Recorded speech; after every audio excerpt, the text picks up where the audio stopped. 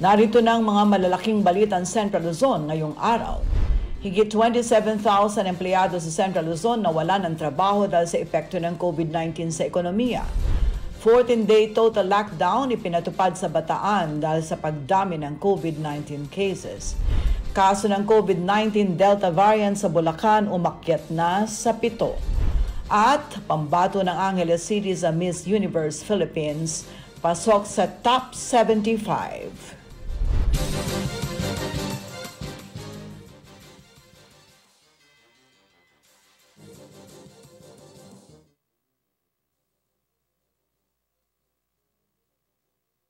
.36 News.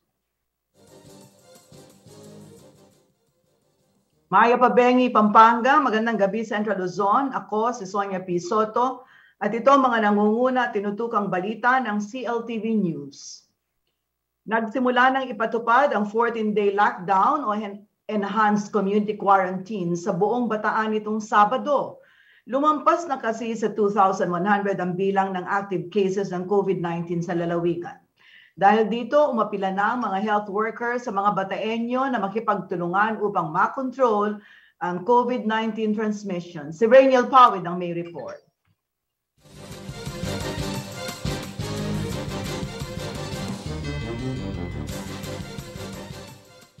Hindi na hinintay pang matapos ng National IATF ang dapat sana'y umiiral na Modified Enhanced Community Quarantine sa Bataan hanggang August 15. Dahil sa papataas na kaso ng COVID-19, nitong August 8 ay isinailalim na sa total lockdown o Enhanced Community Quarantine ang buong lalawigan. ECQ with heightened restrictions naman ang umiiral sa Mariveles, ang tinuturing na COVID-19 epicenter ng probinsya.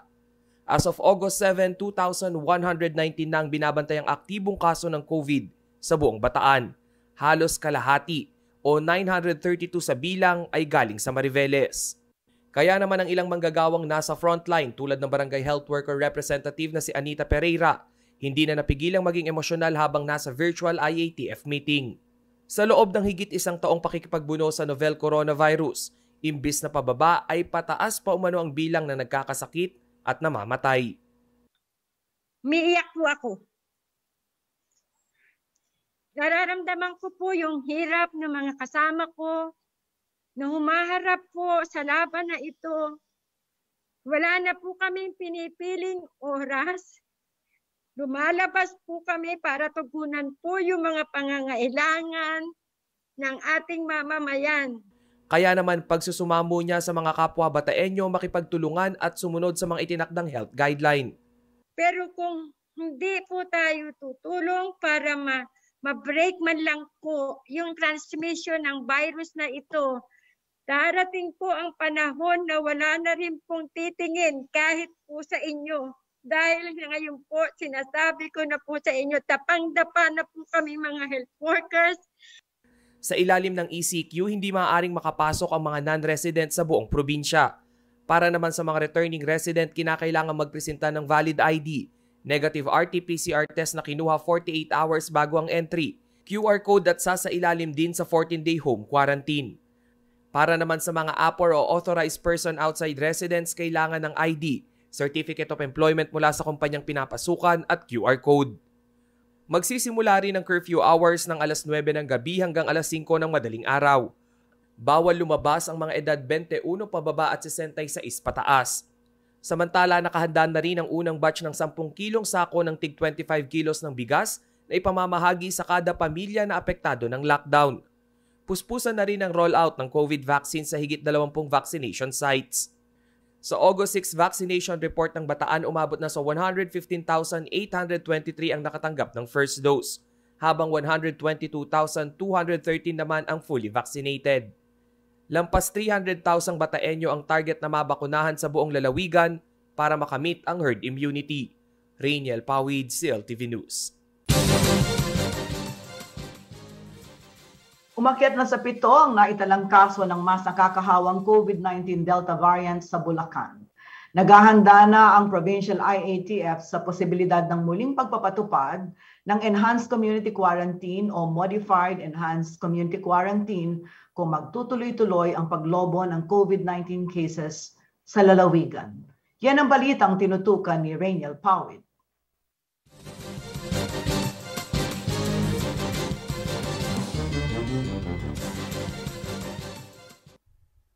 3 panibagong kaso ng COVID-19 Delta variant ang naitala sa Bulacan nitong August 8. Nagmula ang mga kaso sa City of Malolos, Giginto at Pandi. Sa kasalukuyan, 7 na ang naitatalang kaso ng Delta variant sa buong lalawigan. Kabilang sa listahan ang unang tigi-isang kaso sa San Ildefonso, Santa Maria, Plaridel at City of San Jose del Monte. Hanggang August 15 ay isasailalim sa General Community Quarantine with heightened restrictions ang buong Bulacan. Pero babala ng Provincial IATF, maaari tayong umapila para sa mahigpit na quarantine. Again, depende po yan sa ating magiging sitwasyon na binabantayan po natin sa lahat ng sandali. Wala rin pong assurance kung kailan tayo ay isa sa ilalim ng National IATF sa mas mahigpit na quarantine. Sa August 6 COVID Bulletin ng Department of Health Central Luzon, Bulacan pa rin ang may pinakamaraming active COVID cases na binabantayan sa buong rehiyon. Umabot ito sa 3,518, subalit ang lalawigan naman ang may pinakamababang case fatality rate na 1.87%. Ibig sabihin, isa sa kada 100 coronavirus cases ang namamatay.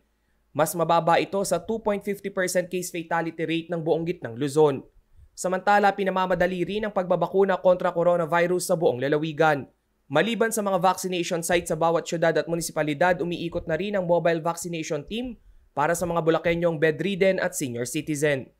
Sa July 31 COVID-19 vaccination report ng Bulacan, 344,740 na ang nakatanggap ng first dose, habang 268,215 naman ang fully vaccinated. Rainiel Pawid, CLTV News. Sa pagbabalik ng CLTV News, house-to-house COVID-19 vaccination sa Angeles City magsisimula sa August 11. At pakikipagtransaksyon sa munisipyo ng San Simon inilipat sa Santo Niño Government Center dahil sa hindi humuhupang baha. Manatiling nakatutok para sa iba pang mga nangungunang balita ngayong araw.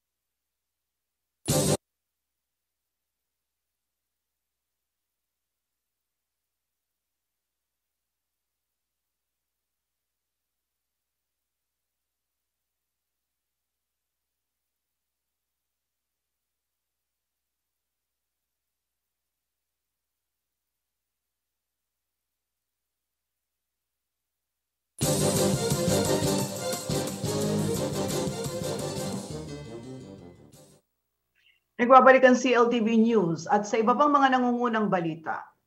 Nakatakdang simulan sa Angeles City ang house-to-house vaccination kontra sa COVID-19. Layon umano nitong mapabilis ang rollout ng pagbabakuna sa lungsod na sinuportahan naman ng Department of Health. Ayon sa DOH, paraan din daw ito para mabawasan ang kumpulan o dagsa ng mga tao sa mga itinalagang vaccination sites. May detalye si Rainiel Pawid.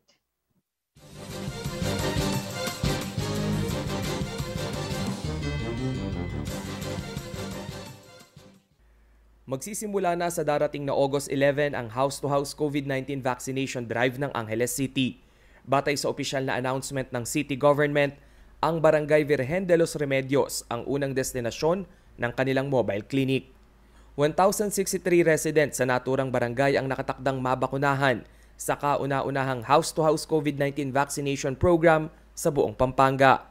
Sa kabila ng pag-iikot ng mobile vaccination team ng syudad sa 33 barangay ay tuloy-tuloy rin ang rollout ng bakuna sa City College of Angeles at Angeles City National High School, ang dalawang pangunahing vaccination center ng lungsod. Ginawaran din ng Department of Health ng green status ang City IATF dahil sa mabilis na rollout ng bakuna. Higit 4,000 ang daily vaccination average ng Angeles City. Mas mataas ito sa 3,700 ceiling na itinakda ng DOH. Sa kanilang August 8 COVID vaccination bulletin, higit 94,000 Anghelenyo na ang nabakunahan ng first dose at nasa 54,000 naman ang fully vaccinated. Batay sa 2021 population projection ng DOH, higit 464,000 ang kabuuang populasyon ng lungsod ng Angeles. 70% o higit 300,000 Anghelenyo ang dapat mabakunahan para maabot ang herd immunity. Ayon sa DOH, magandang estratehiya ang house-to-house vaccination dahil iwas dagsa ang mga tao sa isang lugar. Unang-una, masisiguro natin na hindi magkukumpul-kumpul ang mga tao. Kung meron mang iikot, ang iikot po yung team of vaccinators at hindi na kailangan pumunta pa ang mga kababayan natin sa isang lugar para doon mag-antay mabakunahan. Pangalawa, mas maganda kasi masusuyod po natin bahay-bahay. Wala tayong maiiwan na hindi bakunado dito sa ating komunidad. Sa ganitong pamamaraan, mas maraming residente umano ang mahihikayat na magpabakuna. So, ito po ay susuportahan naman ng ating national government at titignan po natin kung paano rin natin sila syempre mag-guide on how we can better do this so that it can be something that can be used for us to protect our citizens from this Delta variant. Samantala, isa naman ang Angeles City sa may pinakamaraming aktibong COVID-19 cases sa Pampanga na umabot na sa 622. Rainiel Pawid, CLTV News. Pabatid po sa mga may transaksyon sa munisipyo ng San Simon, Pampanga. Inilipat pansamantala sa Barangay Santo Niño Government Center ang serbisyo ng iba't ibang tanggapan ng lokal na pamahalaan dahil sa hindi humuhupang baha. Giit naman ni Acting Mayor Leonora Wong, bagamat baluarte niyang Barangay Santo Niño, hindi ito usapin ng politika, kundi ng pagbibigay ng mas maayos na serbisyo sa mga taga San Simon. Narito ang report.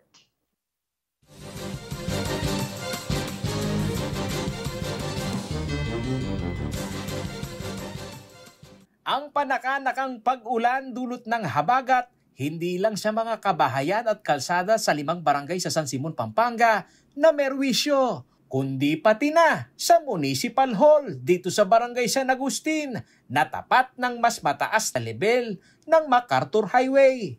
Sa ground floor ng lumang Municipal Hall, kapansin-pansin ang tungtungan ng mga empleyado ay ang sandbagging at ang tabla na kung mawawalan ka ng balanse, ikaw ay mababasa sa gatuhod na level ng tubig na nagpondo sa loob ng gusali. Kwento ni San Simon Acting Mayor Leonora Wong, dati nang binabaha ang lumang Municipal Hall, ngunit mabilis lamang itong humuhupa. Dahil sa disenyo ng under construction ng new Municipal Hall building sa harap nito, ang tubig ay wala nang malabasan at ito'y nagpondo sa loob ng ground floor.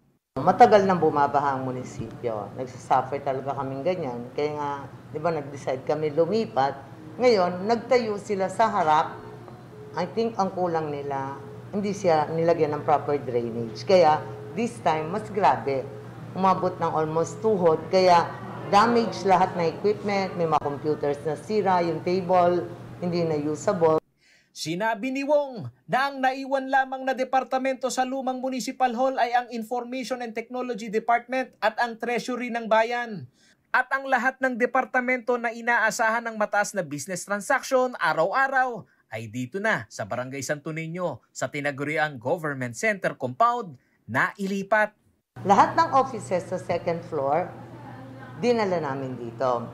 At yung mga naiwan, pinakyat namin tulad ng treasury kasi nakalink pa sa server. So dito, meron kaming internet yung mga wireless, kaya alam namang mahina yan. Hindi niya kakayanin yung server. So naiwan yung aming information and communication technology doon. Sinagot ni Wong na walang politika sa hakbang niya na ito. Kahit na ang katotohanan ay ito ang orihinal na lokasyon ng kanyang nooy pinondohan na bagong municipal building nang siya pa ang alkalde. Ngunit nang hindi kaalyado ang naupong alkalde, ay nag-iba ang lokasyon ng gusali at natiwangwang ang proyekto. Nakitang-kita pa hanggang ngayon ang dami at laki ng mga bakal na kinakalawang na. So happen lang na taga Santo Niño ako. Kaya kung minsan iniisip ng iba, pag bagong mayor, dadali niya dun sa place niya. Bakit? Si former Mayor Manuel Bondok, taga San Pablo Libutan siya. Ano naman siya San Agustin? Dinala niya San Agustin. So ako, nagkataon lang. Mananatilian niya ang lahat ng transaksyon sa Government Center ng San Simon sa ilalim ng 6 na buwan niya bilang pagiging acting mayor ng bayan. Hindi umano praktikal, nagastusan pa ang hinihinging pondo sa gusaling nauna pa ang pintura kaysa sa dibisyon ng mga tanggapan sa loob. Ako, ginawa kong very clear. Kung may pondo, itutuloy ko. No such thing as hindi ko itutuloy, divert ko yung pera. Unfortunately, 17.5 million plus 2 million cabling, almost 20 million. Ngayon pumunta kayo maganda siya sa harap, di ba? Parang babaeng minikapan pero walang laman sa loob. Skeleton. For me, hanggang 6 months, hanggang Pasko, hindi na ako.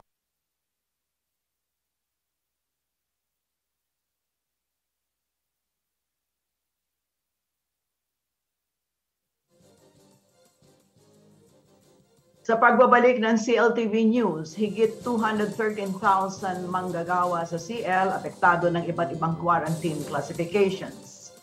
Higit 27,000 empleyado sa Central Luzon nawalan ng trabaho sa epekto ng COVID-19 sa ekonomiya. Manatiling nakatutok at magbabalik ang CLTV News.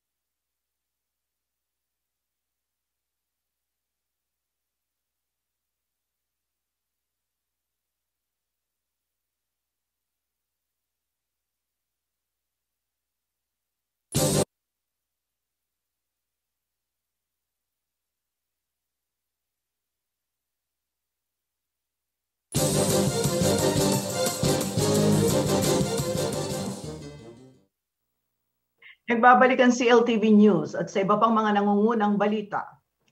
Hindi bababa sa 200,000 na manggagawa sa Central Luzon ang naapektuhan ng iba't ibang quarantine classification simula noong Enero hanggang Hulyo nitong taong 2021. Ang ilan kahit papaano ay maswerteng pinayagang mag-work from home habang malaking bilang din sa ating mga karehiyon ang nawala ng trabaho matapos magsara ang mga kumpanyang kanilang pinapasukan o di kaya na may nagpatupad ng retrenchment. Si Paulo G. Santos ang may detalye ng balitang yan.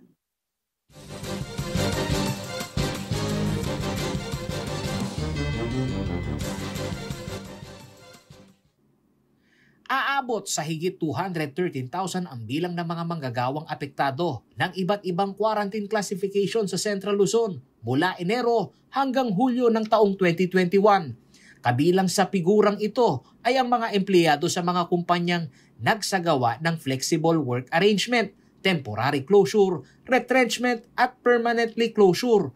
Ito ay base sa mga aktibong kumpanya na nagre-report sa Department of Labor and Employment o DOLE Region 3. Meron nang nag-report sa atin ng mga flexible work arrangements, maaaring reduction of number of days of work, nagpa-forced leave, no? Yung mga reduction of number of working hours. So yan, nasa 2,241 na companies yan na nag-report sa atin, affecting almost 121,000 or 120,000 to be exact, 478 workers.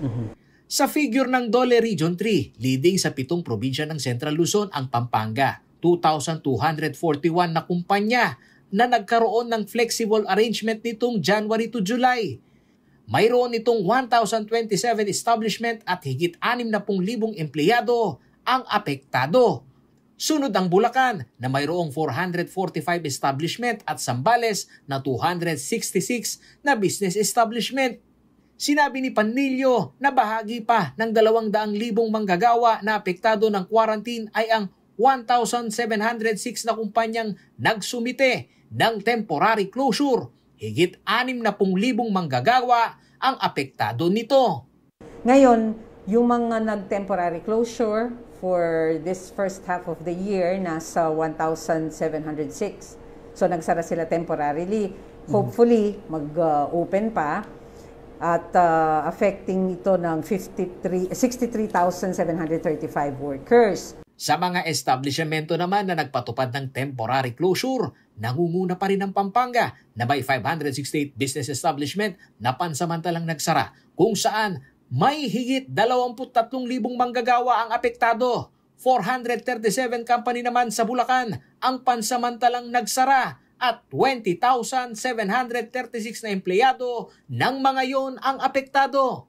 Hindi naman bababa sa 1,216 na kumpanya. Sa 7 probinsya ng Central Luzon ang nagkaroon ng retrenchment o pagbabawas ng tao.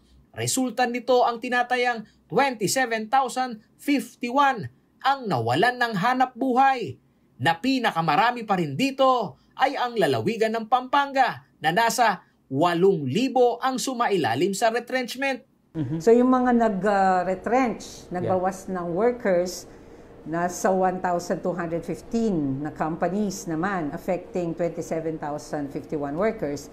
At yung nag-close permanently, nasa 135 establishments, affecting 2,360 workers. Yan yung hindi pa ini-implement yung ECQ with heightened restrictions sa Bataan. Ayon kay Direktor Panlilio, ito pa lang ang mga active establishment na may pagkukusang mag-report sa DOLE at wala pa ang mga kumpanyang apektado ng mas pinahigpit na quarantine restrictions. Sinabi ni Panlilio na bagamat wala pang direktang programa ngayon ng gobyerno gaya ng COVID-19 Adjustment Program Measures o CAMP, maigi umanong magsumite ang mga kumpanyang apektado ng mas mahigpit na quarantine upang maging konkreto ang kanilang datos sakaling umusad ang mga programang tutugon sa pangangailangan ng mga apektadong industriya. Paulo G. Santos, CLTV News. Kaugnay ng balitang yan, makakapanayam natin si Director Geraldine Panlilio, ang Regional Director ng Department of Labor and Employment Region 3, para bigyan tayo ng karagdagang detalye. Magandang gabi po sa inyo, Director. Magandang gabi po, Ms. Sonia Soto, at sa lahat po ng nanonood ng CLTV 36. Salamat po, pinahunlakan nyo kami. Alam namin na pagod na kayo itong maghapon, kasi gabi na itong ating programa. RD, gusto ko lang pong malaman kung ilan po doon sa mga 27,000 na nabanggit po ninyo na nawalan ng trabaho ang nakahanap na ng employment. Natatrack nyo po ba kung nakahanap po sila ng ibang trabaho? Yan po yung isa sa gusto naming mangyari. Lalong-lalo na po yung mga nag-temporary closure na sana alam namin kung nag-reopen na sila. Pero kasalukuyan po, wala pa po kaming tracking system nung mga na-retrench na nakahanap na ng trabaho or yung mga nagsara pong temporarily na company na nag-reopen na po. Mm-hmm. So yun yung isang problema, no? Wala tayong at this point in time, monitoring. We are into that po. Actually, sa pag-ikot po namin sa mga establishments, business establishments, isa na po yun dun sa tinitignan namin, lalong-lalo na po during our inspection. Pero syempre nga po, kung mag-i-inspect kami sa mga bukas lamang na kumpanya. And very active din po ang aming coordination sa mga local chief executives, sa mga LGUs through the Public Employment Service Offices. Mm-hmm. Pero at this time po, hindi ako makakapagbigay ng konkretong datos kung ilan na po sa mga ito ang nakabalik sa trabaho. Okay. RD, ito pong 27,000 na nawalan ng trabaho, madadagdagan pa po ba ito? Considering na nagkakaroon ng sunod-sunod na lockdown sa iba't ibang probinsya ng Central Luzon? Yun po ang hindi sana natin gustong mangyari. Pero as it is po, katulad po nung napakahigpit ngayon na quarantine classification sa Mariveles, Bataan, hindi lamang po sila ECQ with heightened restriction po talaga. So wala po talagang bukas na companies doon except banks at saka po yung mga groceries or yung talagang selling essential items lamang po. Kaya ang tinatala po natin dyan, 39,000 workers, 39 to 40,000 workers po ang apektado sa 2 weeks quarantine classification po nilang ito na ECQ with heightened restriction. Ngunit syempre po, ito ay temporary lamang. So, ang iniisip po natin, sana magbalik din po sa dati ang kanilang operations after the 2 weeks na talagang hindi sila pinayagan ng gobyernong mag-operate. Pero, base po sa datos natin from 2020 na mahigit 200,000 po talaga ang naging apektado at ngayon po sa mga nag-a-adapt ng flexible work arrangements, ibig sabihin, nagpo-forced leave, nagbabawas ng oras ng pagtrabaho, araw ng pagtrabaho, bumaba po yung sa 50% kasi 120,000 na lamang po yan as compared po sa last year's figure. So we are thinking po based on that data alone na dumadami din naman po ang nakakapagtrabaho. Hopefully nga lang po sana hindi na po magtuloy-tuloy ang magiging pandemya at mas stricto pong quarantine classifications sa mga different province po of Central Luzon. RD, alam ko merong iba't ibang pamamaraan na ginagawa, no? Yung mga kumpanya para maiwasan yung transmission ng virus sa workplace. So nandiyan yung work from home. So halimbawa may mga kumpanya na talagang ini-encourage, no, yung kanilang mga empleyado na kung kaya din lang na mag-work from home na muna. So ano-ano pa po ba liban sa work from home ang maaring gawin para hindi sabay-sabay na pumapasok? Of course, binanggit nyo na kanina yung flexible na paraan. Meron pa po bang iba na paraan para makapasok sa trabaho, magsweldo sa oras, pero maiiwasan po yung transmission ng virus in the workplace? Are there other measures? Maliban po kasi sa mga flexible work arrangements na nabanggit ko kanina, na ang talagang layunin po ay hindi lamang po sila mapunta sa talagang pagtanggal at talagang ang ginagawa nila ay hindi nila pinapagtrabaho yung 50% sa ganitong panahon and then papalitan ng another 50%. So, reduction of working days po ito, mga ginagawa nila.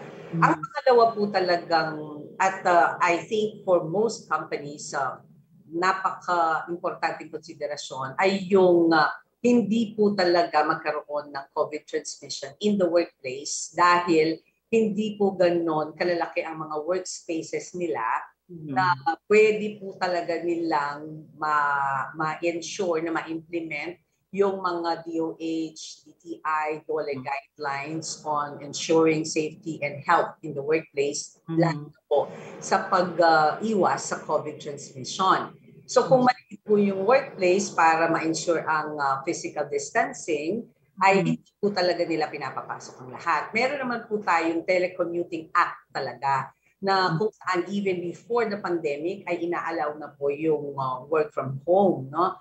So aside from that din po, ang nakikita natin, remote work po talaga. Remote work na po ang tinitingnan nila. And the Department of Labor and Employment believes na hindi na po ito mawawala in the near future kahit po matapos ang pandemic dahil nakikita po nila na somehow meron din po itong maganda at positibong effect, no, sa mga manggagawa. Now, doon naman po sa kailangan talagang pumasok ng trabaho. So they really have to do a face-to-face interaction with their clients, with their coworkers. Talagang papasok po talaga sila sa kanilang mga workplaces.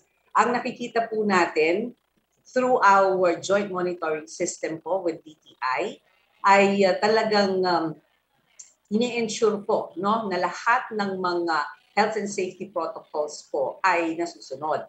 So aside from the health declaration na ngayon po ay halos digital na din, no? Hindi na po yung pinipirmahan mo, pinifill out mo yung form.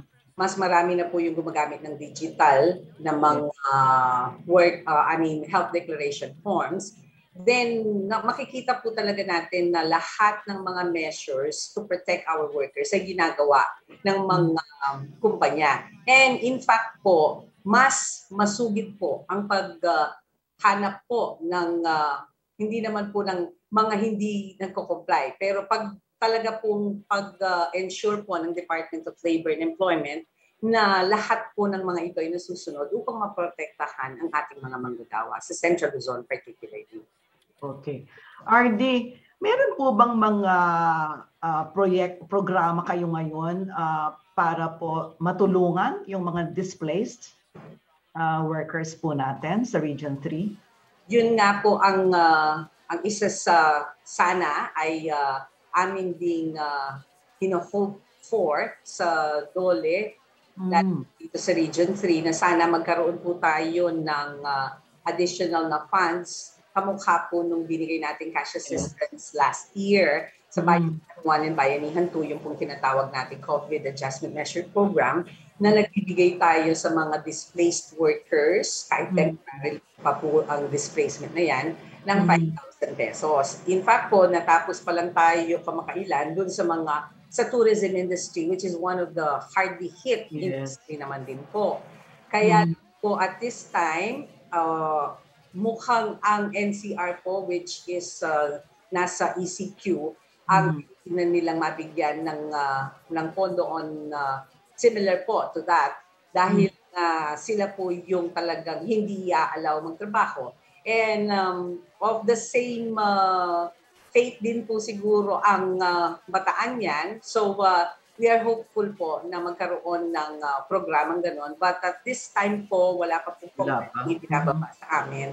Pero ang isa po sa gusto naming sabihin, like yung talagang nawalan na po ng trabaho, pagkatapos po ay meron naman, ang naging dahilan naman po ay dahil sa pagsasara ng kumpanya, pagre-retrench. Meron naman po silang unemployment benefit na pwedeng kunin sa SSS, no? So yun po yung isa sa pwede nilang tignan. Kumuha lamang po sila ng certification galing sa Department of Labor and Employment na sila ay na-retrench o sila ay nawalan ng trabaho due to the closure of the company. And then ipasa lamang po nila yon sa SSS and then magkakaroon po sila ng unemployment benefit. Tuloy-tuloy pa naman po yun.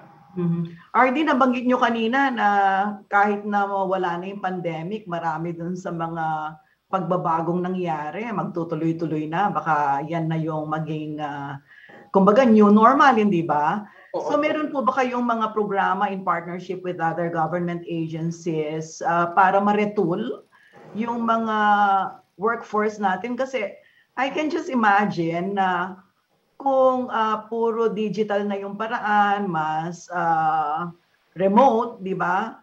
Kung hindi capable o kulang yung skills, no, ng ating mga manggagawa para maka-adapt dun sa new normal, baka hindi rin sila makakabalik sa work, di ba? Dahil facilitate talaga, game changer talaga tong pandemic, whether we like it or not, no? Meron ba kayong partnership, let's say, with TESDA or other government agencies to retool our workers?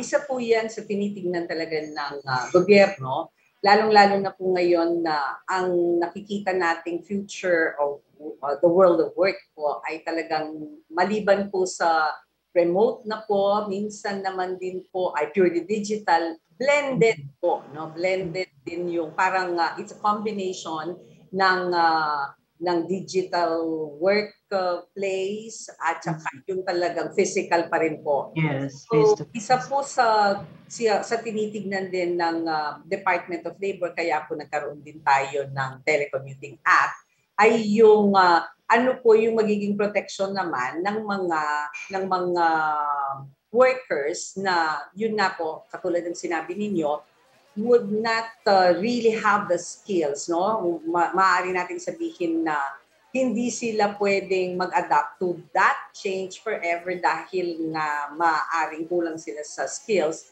So lahat po yan, kahit po sa government, nakikita din namin. Kaya yung trainings po ay yun, skills training, retooling. Kailangan meron silang unlearning, relearning. So yun po yung tinitignan po natin yan. Yes, TESDA po would be one very important agency na kakailanganin natin dyan. And then kasama din po sa mga kausap namin parati ang Commission on Higher Education dahil sila din po, no, blended learning system ang kanilang ipinapatupad. So lahat po yan kapag nakita na po natin when the pandemic ends at ano na po talaga yung magiging parang changes in the world of work ay mag-a-adapt po tayo, mag-a-adjust po ang government. Lalong-lalo na po ang Department of Labor and Employment kasama po ng mga ibang agencies na makikipag-collaborate po kami on ensuring na magiging ready din po ang ating workforce. Okay. RD, maraming salamat po sa inyo at sana po sa susunod na maipirmi na yung mga programang pantulong sa ating mga manggagawa ay makapanayam ko kayo uli para naman masabi po natin sa mga manggagawa kung paano po i-avail yun pong tulong na manggagaling po sa DOLE. Maraming salamat po sa inyo, RD. Salamat din po, Miss Sonia. So sa lahat po ng nanonood, thank you very much. Stay safe po tayong lahat. God bless us all. God bless. Sa pagbabalik ng CLTV News, pangbato ng Angeles City sa Miss Universe Philippines, pasok sa top 75. Manatiling nakatutok at magbabalik ang CLTV News.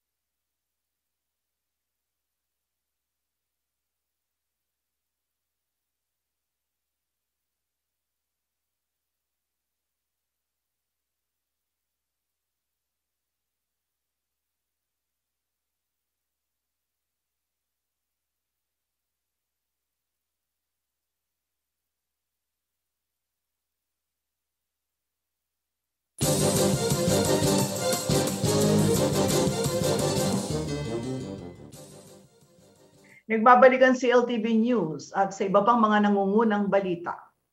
Narito naman ang mga kaganapan sa iba't ibang bahagi ng rehiyon, hatid ni JM De Jesus sa CL News Express.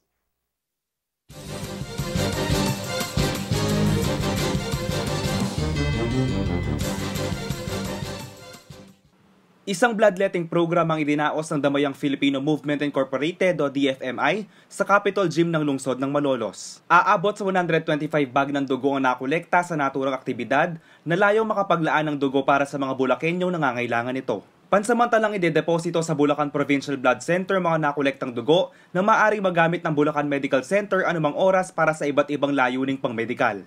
Nagpaalala naman ang pamahalang panlalawigan na mas maging maingat at patuloy na pangalagaan ang kanilang kalusugan upang makaiwas sa lahat ng sakit at hindi lang COVID-19. Sa ibang balita, opisyal nang binuksan nitong 3 ng Agosto ang kauna-unahang dairy box sa bayan ng Victoria, Tarlac. Ang dairy box ay inilunsad upang makatulong sa mga smallhold dairy farmers na maibenta ang kanilang mga produkto at makadagdag sa kanilang kita ngayong panahon ng pandemya. Saad ni Mayor Christian Yap, ang proyektong ito ay magsisilbing sentro ng merkado ng mga magsasakang manggagatas na maaaring makapagpaangat sa turismo ng kanilang munisipalidad at ng probinsya ng Tarlac. Itatampok sa one-stop shop na ito ang mga produkto ng Philippine Carabao Center o PCC, Mabulod Green Farmers Producers Cooperative, Amia Cruz Agriculture Cooperative at Palayamanan Agriculture Cooperative.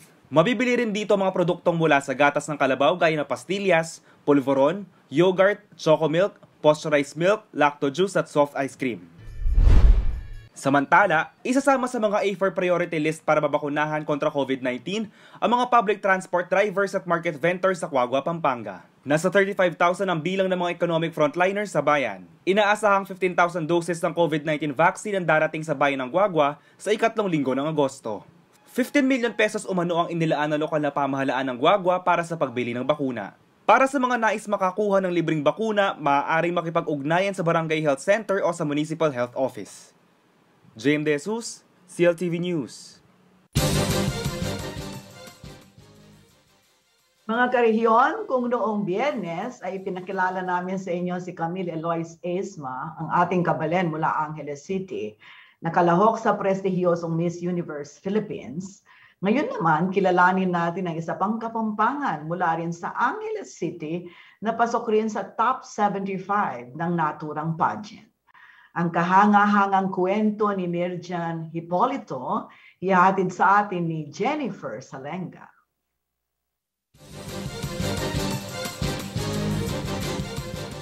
Sa mahigit 1 minutong video introduction ang pambato ng Angeles City para sa Miss Universe Philippines 2021 na si Mirjan Hipolito, ibinahagi ng kandidata ang kanyang mga pinagdaanan bago makamit ang kanyang dream job na maging writer. I've always been resourceful.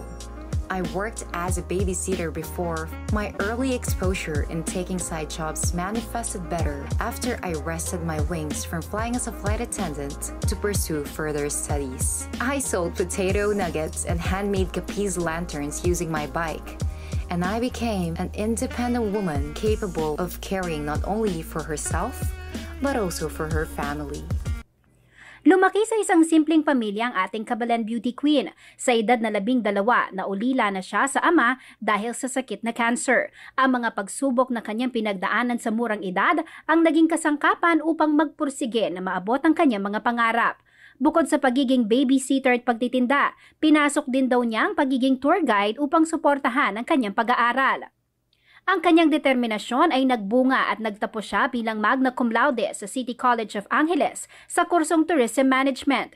Ginawaran din si Hipolito noon bilang Outstanding Student of the Philippines mula sa Gitnang Luzon. Given that circumstance, I really told myself that this is not the kind of life that I like for myself. This is not the kind of life that I like for my mother, for my family, and for the future generation that my family will have. So I told myself that I have to get out of this labyrinth and have to work hard, work triple, and be resourceful enough of the opportunities that comes on my way to help myself get out of that situation. Unti-unting natupad ang mga pangarap ni Hipolito na ngayon ay isang writer sa isang financial market. Liban dito, may childhood dream din daw siya na ngayon ay abot kamay na rin niya, ang maging isang beauty queen. Sinimulan niya ito sa edad na 17 years old nang koronahan bilang Mutyaning Angeles 2015. Ngayon, sasabak na ang ating pambato sa pinaka-prestihiyosong pageant sa bansa, ang Miss Universe Philippines. Gustong-gusto ko po talaga when I was still young. Kami po ng tatay ko, nanonood po kami ng Miss Universe late at night. I remember 6 or 7 years old pa lang ako. Talagang fanatic na po yung pamilya namin ng pageants. Pero sinabi mo ba sa sarili mo na one day, sasali ako, mapapanood mo rin ako, sasali ako sa Miss Universe? Sinabi ko po talaga. Sinabi ko po talaga yan.